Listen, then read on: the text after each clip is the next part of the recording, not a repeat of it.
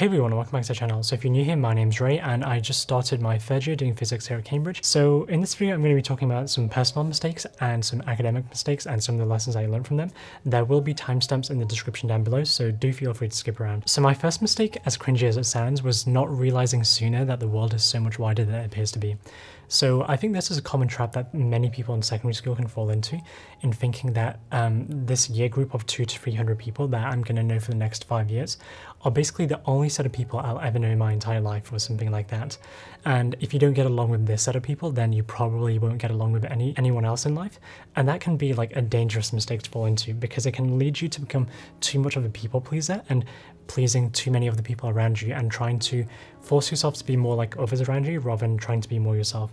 And this is something I realized going into sixth form when there were a whole new set of people, and even university when there are literally thousands of new people. Because if you feel like you don't really vibe or get along with anyone during secondary school or sixth form, which in my case I felt like I didn't really get along with anyone. Sure, there were a bunch of people that I did get along with, but there was no one in particular that I really got along with. It can be quite easy to think that's always going to be the case, and that's just not going to be the case. Like going into sixth form, depending on how big your sixth form is, or university, or even workplaces, you'll be meeting new people all the time, and initially it can be a bit overwhelming because you can almost forget how you used to make friends to begin with. Or in secondary school, you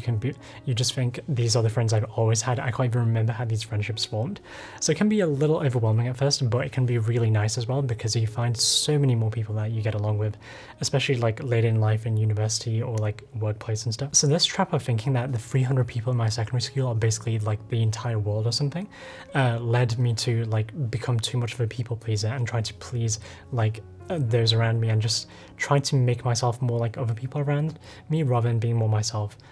Which probably came to like interests, because I just used to be interested in things because my friends were interested in it rather than me genuinely being interested in it. And I felt bad when I shared some of my interests because some of my friends just weren't interested in those things. So trying to force yourself to become too much like people around you is just not a good thing. And it's important to realize that you're going to meet so many more people in life who are going to be interested in those particular things, or people that you'll vibe with much better. So on a similar note of not realizing the world is so much wider, I wish I had also learned sooner that you're really not the best at that particular thing. So if you're particularly academic and you excel in one particular subject, and everyone just associates you with that particular subject, like say for example for me it was maths, when people used to think like who was the best at maths in the school, they would just like end up pointing at my name. And it can be quite easy to just grow complacent. And I remember one particular example in year 10 when we sat some mock exams. A bunch of other schools in the borough also sat that mock exam, and my maths teacher, he went to like a inter-school meeting or something,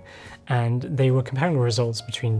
students across these different schools. And he came to me the next maths lesson and told me that my results were the best in the entire borough. And I remember when he told me, I was like particularly chuffed, and I just let that get to me and I grew complacent, and I didn't really think it was worth pushing my math skills anymore. But it took me a few years to meet some people who are so much better than me, and I also learned those people who are better than me, they continued to push their skills much further. So I really wish I hadn't grown complacent in improving my math skills, and I wish I had realized sooner that if you're good at something, then you should try to get even better at it, especially if you enjoy that particular thing, because later in life you're going to meet so many more people like who are just so much better than you at, say, maths or something. And it can be initially difficult when you're meeting these people, because you can have your identity wrapped up into being good at this particular subject or being the best at this particular subject. But when you accept the fact that you're really not, and just because you haven't met these thousands or tens of thousands of people who are better than you, and that because you haven't met them, it doesn't mean they don't exist. When you get over that fact, it can be such a like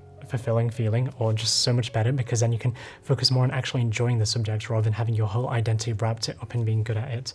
So I wish I had learned that sooner and enjoyed maths more and pushed my skills more. And then when I had met these people who are so much better than me, rather than worrying too much about how much better they are at me and how I can probably catch up to them or something, I could have enjoyed being their friends more, or like just enjoy their company more, or like discussing this particular subject which I'm also interested in more. So my third mistake was not continuing to do what was interesting to me at the time. And I'm going to touch upon an idea which I'm going to be calling the optimizer's fallacy. So to explain the fallacy, I'm going to say, imagine yourself, you're driving from one particular location to another, point A to point B, and you don't have any GPS or Google Maps or anything like that, and you want to find the best routes from point A to point B. So let's say back in the day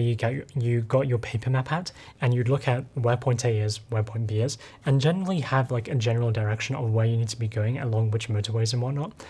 Now, you may spend about 2 to 3 minutes doing this, or even 5 minutes, and let's say you want to particularly optimize, or you want to get there in the fastest possible time. So you spend like another 20-30 minutes trying to just find the most optimal path and knowing exactly which turn to take and on which road, like taking the third turn at the end of this road and then waiting like 5 more roads and then taking like the left turn or something, just so you can like travel the least amount of distance or get there in the fastest time. Now let's say the day comes around and you actually have to make that journey. There are a lot more things that can go wrong, because say you end up missing a turn, you may spend another 5 minutes trying to like go back to that turn or readjust your path, because you've come up with such a detailed plan that when something goes wrong in the plan, then you just end up being confused, or you just end up feeling like you wasted your time or whatnot. And let's say this happens a few more times during the journey, or at the end of the journey you come to realize that this commute actually took you 30 minutes longer, or it may have only saved you 5 minutes compared to the 30 extra minutes you spent preparing this commute. Now, in that case, you're going to feel like you wasted a bunch of your time, and this actually happens on like a more longer time scale, or when it comes to making plans in your life. So in short, I would describe the optimizer's fallacy as being when you're optimizing for something way too much, then you may end up spending more time overall trying to achieve the same particular thing, or you just may end up completely missing what you're optimizing for because there was just something in your plan that you just did not account for. Or you should have just had a more general plan going from point A to point B, rather than like trying to plan out every tiny detail along the path. So an example where I think this applies is, say, in secondary school, that you really want to go to, say, Cambridge or Oxford. So you spend all your time coming up with, say, a detailed plan of how you're going to get there, and like doing a whole bunch of research about everything to do with applying, maximizing your chances, looking at like previous students, taking all their advice on board. That at this stage you can, say, come across one piece of misinformation and then spend many weeks or months just applying or using that one piece of misinformation, and then just realizing sooner, like a year or two later, that this was some misinformation that you had been given by some student who was just posting advice online. And you basically end up focusing way too much on the details rather than the bigger picture, and then after that realization you may feel like you wasted a few months, or say even a year or so. And this is essentially where the optimizer's fallacy has come into play. You spent way too long coming up with a detailed plan of how you're going to get into this particular university that you just end up losing the forest for the trees and just end focusing way too much on the details, which just leads you to waste your time. And it would have been much better if you had focused on like 2 overarching ideas of you have to be really good at your subject and you have to have an interest in your subject. Now, an example of where I think this came in for me is that I knew I had to be interested in the subjects I was applying for. So I kept searching about all the ways that people show their interest for physics online, and just ended up trying to show my interest in a similar way, rather than focusing on the way I personally show my interest for physics. So I used to think that I had to read a bunch of books and write about my personal statement or something when it came to applying to Cambridge, and just end up reading all the same books that everyone else was reading. But I much rather wanted to write about some lectures I had seen online or some random YouTube videos that I thought were particularly interesting or cool. And had I just gone for that initially, I would have saved myself a bunch of time reading a bunch of books I didn't really need to read. And I could have just written about, hey, like, I'm interested in physics because I saw this like crazy cool YouTube video online, and I tried doing a few experiments myself, and that would have just come across so much better, and I wouldn't have wasted as much time, and I wouldn't have suffered from the optimizer's fallacy there. Now, this also applies to when it came to improving my problem solving skills for admission tests and interviews. So having good problem solving skills is particularly useful, but I used to spend way too much time trying to find resources online, that I was spending like 50% of my time just finding resources online to improve my skills and trying to come up with like the best set of resources for me to use. But I should have instead spent like 5% of my time actually finding the resources and 95% of my time actually using them. And I would have saved myself a whole bunch of time that way, and I would have gotten much better problem solving. So ultimately, those are like the 2 main ways optimizer's fallacy has come into my academic life, but it's also come into my personal life a few times, which I may talk about later. Now, something else I wish I'd realized sooner is that you have much more control than you think you do. And I think a common failing of secondary schools and, say, schooling in general is that you have this idea of learned helplessness, where you're basically on the receiving end of a lot of things just happening to you in life, and you always feel like you're not really in control, or you're just another cog in the machine, or you're just part of some system. And like you're just going along some conveyor belt and you can't really decide what happens to you there. Veritasium has a whole video on learned helplessness, which I would recommend watching after this one, which should be linked down below. But ultimately, during secondary school, and for most like my younger brother and a few other people I've spoken to, you just feel helpless for the 5 years you're there, or you just don't feel like you're in control of a lot of things, and you feel like you're on the receiving end of a lot of things. And I think the feeling of realizing that you have way more control than you think you do, and the world is much wider, and you can sort of like nudge and like push it in the way that you want, is particularly fulfilling. And I came to this realization during university when it just came to like emailing people or cold emailing. And I remember there were a few cases where I just really wanted to do something and just wanted to make it happen. And then I just had this idea of learned helplessness, thinking that, hey, like I just can't, I need to like go through the proper way or go through like the normal system. And this happened recently because I wanted to attend a swim program last summer, and applications for the program had closed many months before. And I felt like I had no chance, and that people who went through the proper way were going to be the ones going on it. So because I really wanted to go in the program, I just ended up cold messaging the co-director of the program, explaining like, I really want to go on this program. I'm like, these are the reasons why I'm excited about the program. Can we like schedule some calls sometime to talk about it?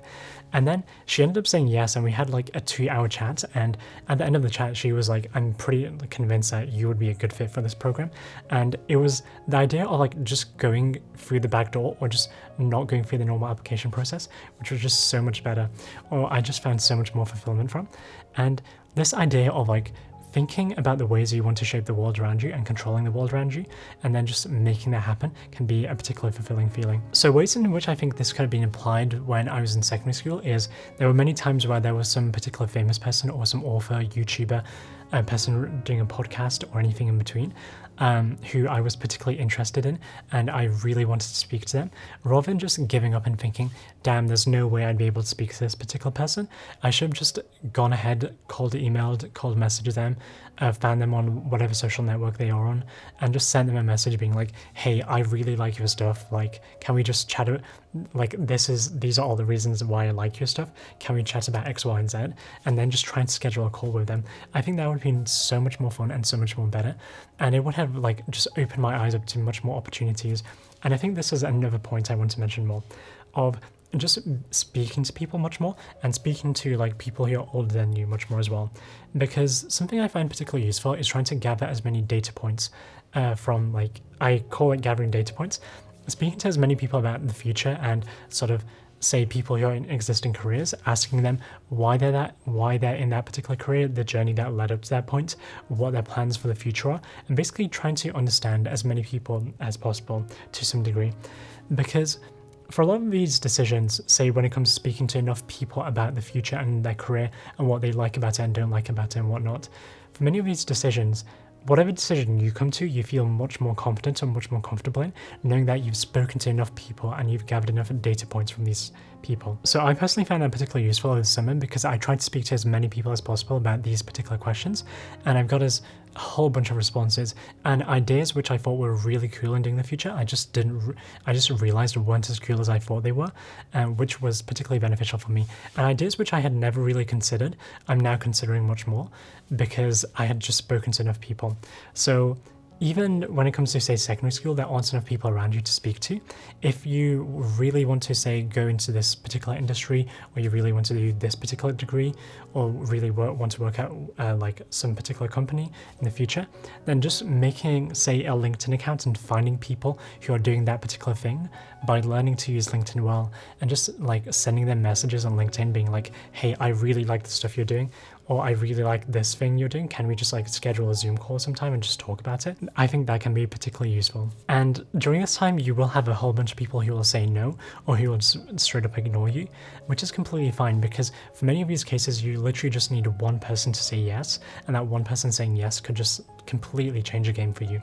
So one of the things I find useful is just creating a rejections document. So for any like program or thing that I've really tried to work hard at and just got rejected by, I just put in a rejections folder, rejections document, and then just compiling this list of rejections is like somewhat fulfilling in a way, because it shows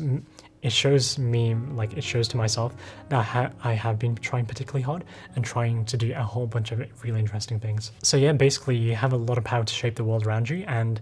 try and use it and just contact people who you want to speak to and just learn as much as you can from as many people as possible. Anyways, those are the main lessons I wish I had learned in secondary school, but try to take each lesson with a grain of salt and don't apply it like obsessively in your life, because that may be detrimental in the long run, or you may suffer from the optimizer's fallacy. But that's basically it for the video. I guess I'll see you next time. Bye.